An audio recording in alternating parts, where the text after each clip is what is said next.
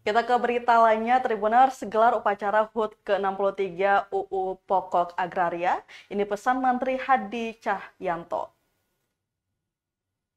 Kantor Agraria dan Tata Ruang atau Kepala Badan Pertanahan Nasional atau ATR BPN Maluku Kabupaten Maluku Tengah menggelar upacara hari ulang tahun HUT ke-63 Undang-Undang Nomor 5 Tahun 1960 tentang Peraturan Dasar Pokok-Pokok Agraria.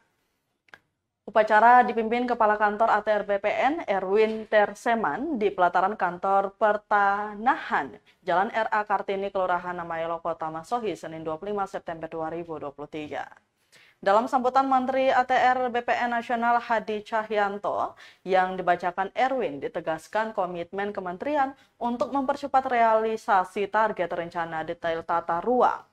Dijelaskan hal itu penting demi terwujudnya tata kota yang baik agar tidak ada masyarakat yang hidup di daerah rawan bencana atau di tempat yang tidak sesuai dengan peruntukan ruangnya.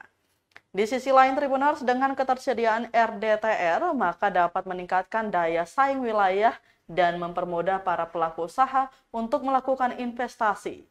Lanjutnya, dengan adanya RDTR, maka akan memberi kemudahan pengajuan kesesuaian kegiatan pemanfaatan ruang atau KKPR pada sistem online single submission.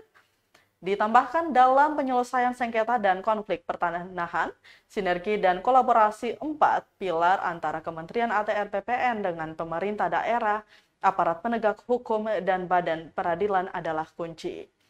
Untuk mencegah dan menutup ruang gerak mafia tanah, Kementerian ATR BPN menerapkan program digitalisasi data-data pertanahan dan melakukan sertifikasi tanah secara elektronik.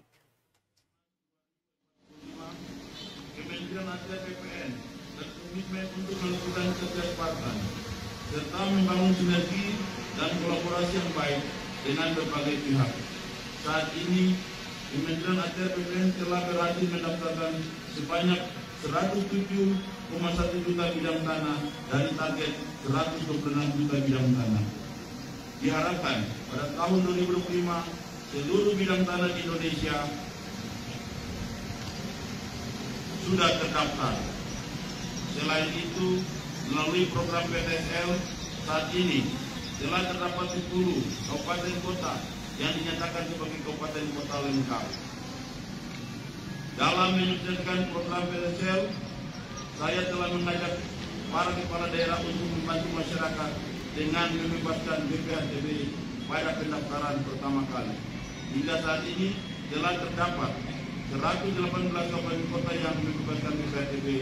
Terhadap kabupaten kota yang belum membebaskan BPHTB, saya mendorong pemerintah daerah setempat agar dapat melakukan pembebasan BPHTB.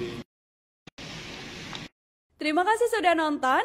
Jangan lupa like, subscribe, dan share ya.